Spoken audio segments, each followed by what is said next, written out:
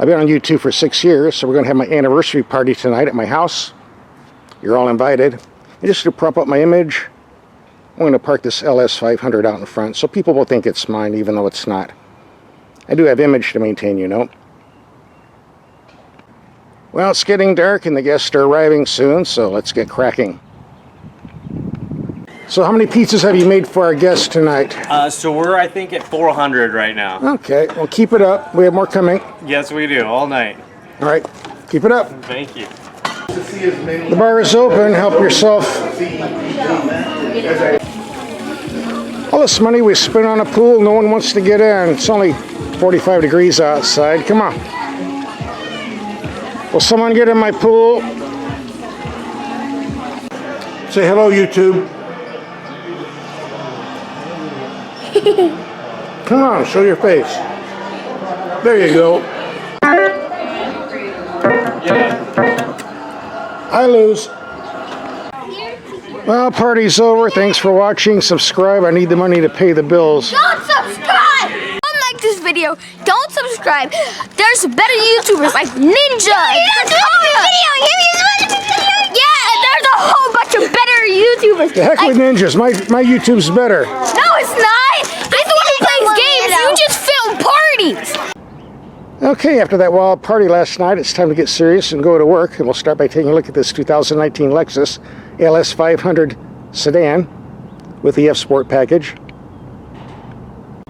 The question is, can this top-of-the-line Lexus LS compete with the top-of-the-line German sedans from Audi, BMW, and Mercedes-Benz? To find out, I called Mercedes-Benz. I said, can you send me an S-Class to compete with this Lexus LS in this video? They didn't have one, but they did send me a Mercedes C53 AMG, which is pretty close. They both run around 100 grand each. And they both have turbo 6 cylinders, putting out over 400 horsepower. So I would say it's a pretty even match. For the first half of this video, we're going to do the Mercedes AMG first, because they sent the vehicle first. That's only fair. Second half of the video, we're going to do the Lexus LS500. See how it performs and how it compares to the Benz. We're at our garage and test facility. Let's see what we're rolling out today. Looks like we snagged ourselves a nice Mercedes. In this case, an E53 AMG. And yes, I know the car is dirty. It's going to be that way most of the week because it's raining and snowing all over the place. That's just the way it is. Anytime you see the AMG emblem on a Mercedes, you're talking big dollars. Starting here, but as usual, lots of options. I'm not going to read this off. I'll just scroll down.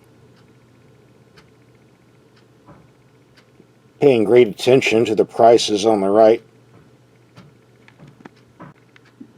There's your total tab. Toss in a bit of tax and license. We're looking around 100 grand.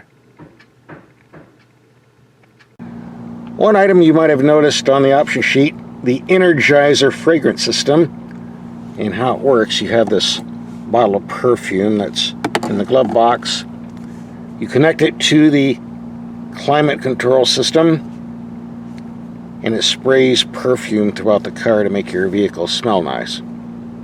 Yours for 600 bucks.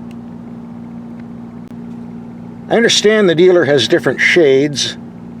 This is daybreak mood. Took a couple of whiffs, not for me. I'm going to leave that out. On a more useful list, we have a 3-liter turbo engine. Surprisingly, it's not a V6, as most Mercedes are. It's an inline 6. There's a mild 48-volt hybrid system down there that cranks out an extra 21 horsepower and 184 foot-pounds of torque, bringing the whole package to 429 horsepower and 383 foot-pounds of torque. Fuel economies rate 21 city, 28 on the highway, 23 overall.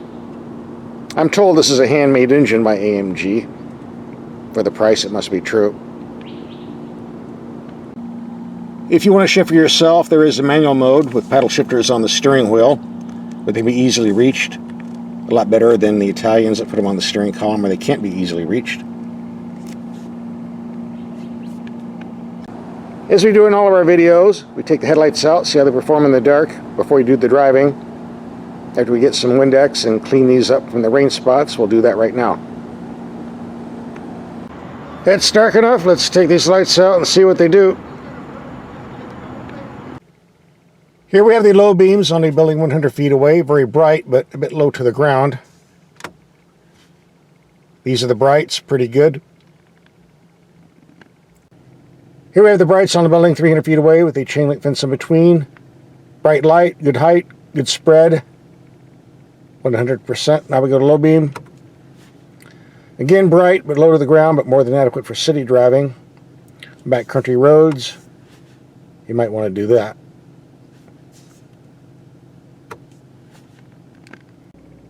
In case you're curious what the cabin looks like in the dark with everything lit up, here you go. Dash, rear camera, and this inside novelty light that runs across the front, which has a tendency to change colors every now and then. Doesn't really serve any purpose other than to impress your friends. Looks pretty neat. So let's get in and take a peek at the cabin, but first we have to take a peek at what I call the dirt shelf. Rocker panels under the door.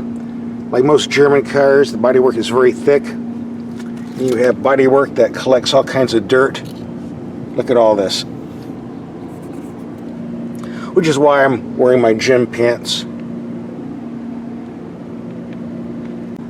I don't know why the Germans like doing this, but if you live where it rains or snows, you need to keep some Windex and some paper towels handy, especially if you wear nice clothes. Once over that hurdle, you just don't jump into a Mercedes and drive off. Some of the controls are rather complicated, and the first couple of days can be very annoying finding out what they do. The first day of driving this vehicle, I was so frustrated I felt like taking a hammer and just smashing everything to pieces and sending it back to Mercedes, but they would probably get upset if I did that. But there is a better solution. My advice is to forget about reading the owner's manual. The German and English doesn't go over too well. Even this little pamphlet showing how to install the cargo net in the trunk took 2 technicians at the dealer to figure out. So forget this. Here's a better solution. Pack yourself a nice lunch, get some drinks, sit in the car, 4 or 5 hours, push every button you can find about 100 times. You'll learn it real quick. That's the way I did it. So now that I've taken the time to learn all the controls and gadgets, let's take a look. Number 1, the dash. You have 3 choices, 3 buttons. This is the classic gauge. Don't like that. You can switch to progressive gauge or the sport gauge. You have a control knob and button system located between the seats. You can see this with all the glare we've got.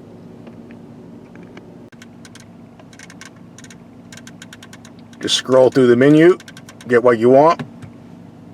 Nice navigation screen, pretty big. If you're taking long trips, you have a massage system on the seats. There's the computer program for that perfume if you want to spray it all over the car. I don't think I want to do that. Let's go somewhere else. Here's what I like, the gauges that tell your horsepower and torque output. Goes a little higher when you're moving, as I'll show you later on in the video. Fortunately, you don't have to use the computer to do your climate control. You've got simple buttons along here. Thank you very much. There are also buttons on the steering wheel that allow you to duplicate what you were doing in between the console. It all comes up on the dash.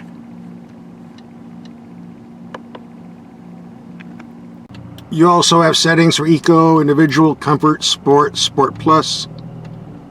I'm going to keep it in Comfort for the moment. I'll tell you why in a minute. The power steering doesn't have much feel or feedback, but it's quick and responsive.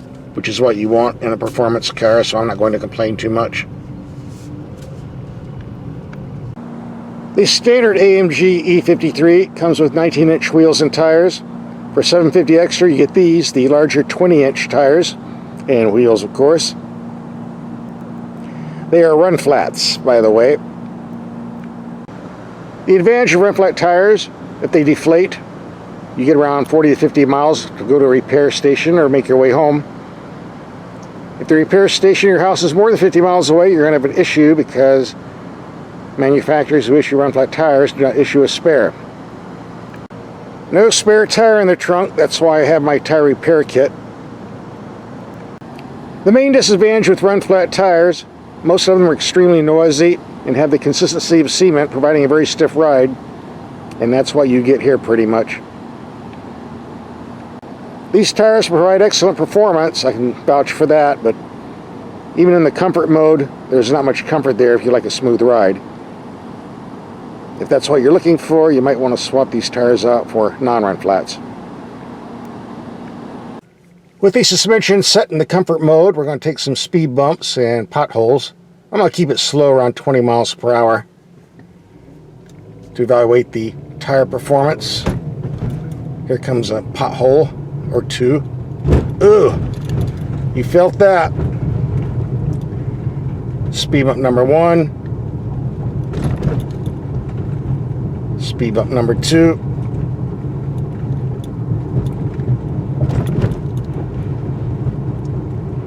Number 3. And the big nasty one.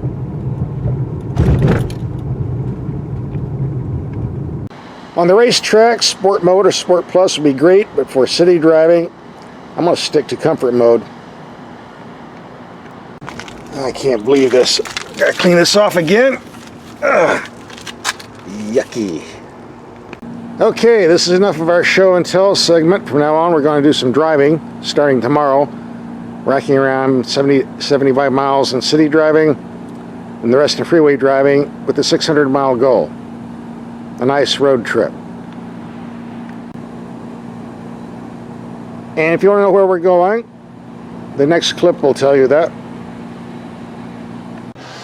We're going to be starting out on good old-fashioned Route 66.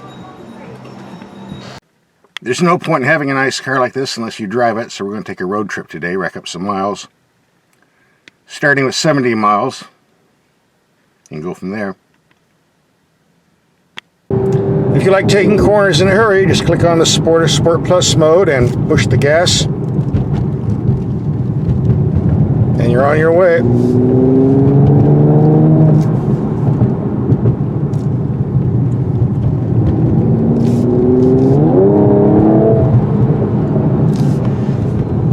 Well, the steering doesn't have much feel, it's still responsive enough.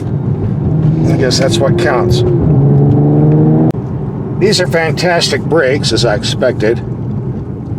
No matter how much you use them, they never seem to heat up or fade. It's on roads like this where the paddle shifters come in handy. You can select any gear you want at the touch of a button. Mercedes claims a 0 to 60 time of 4.4 seconds. I think I've got that pretty close. Either way, this engine puts out a massive amount of torque at any speed.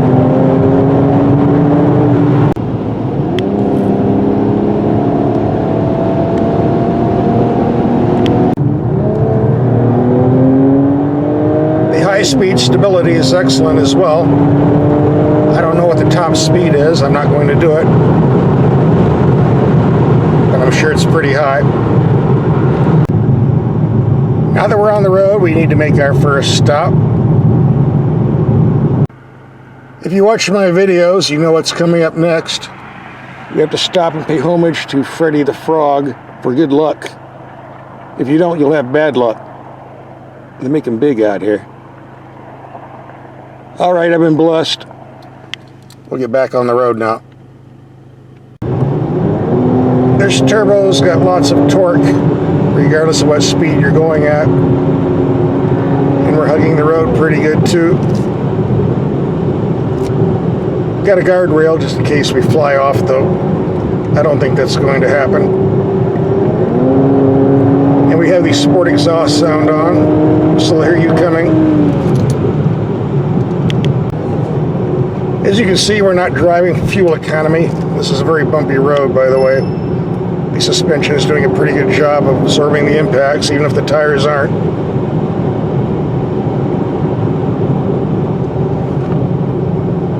Open range. Once again, we're on Dead Man's Road. No guardrails, big cliff drop-offs, tight corners if you're in the wrong car, driving too fast. Playing on your cell phone, you go over the edge and die, and they never find your body.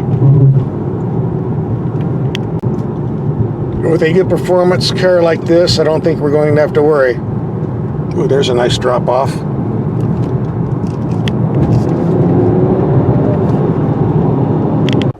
The most exciting town in the county. Nothing. What is here? Nothing. Hey, run inside and give me some Fritos, will you? Sure. You're paying, right? Yeah, but nothing. Paying for nothing. This is a very comfortable highway car on smooth pavement, mainly because you don't hear the rumbling from those run-flat tires. So we're letting the Munster Mobile out in public now? You gotta be kidding me. 30 miles per hour on an 80 mile per hour freeway. Here you go. If you get pulled over for speeding in this town, this is where you spend the night. Meet my new YouTube mascot. It replaces the dogs and cats I've had before. Come here, buddy. Say hi to YouTube. Reminds me of my mother-in-law. On a road like this, where the nearest town is 100 miles away, it just once again demonstrates why you need a spare tire in the trunk, even if you're running run flats. Get a flat out here, you're going to be waiting a long time for help, assuming your cell phone's even working. When we started this trip today, we had a goal of 600 miles. We just completed that. And during that trip, we averaged 21.2 mpg. That included a lot of passing and uphill driving. So I think that's a pretty good figure overall. So I think it's time to wrap up this video. So what else did I like about the AMG after all of this driving? Well, certainly the looks. Fine looking machine, got lots of compliments on the street. One of the most powerful and slickest 6-cylinder turbos on the market. Outstanding brakes. High quality materials and workmanship. A very solid body structure. Yes, the controls are complicated and take a while to learn, but once you do so, not a problem. Easily solved. You know, I'm not a fan of these giant run-flat tires. They can be replaced if you so desire. Overall, if you got 100 grand in your pocket and like German engineering, this might be the car for you.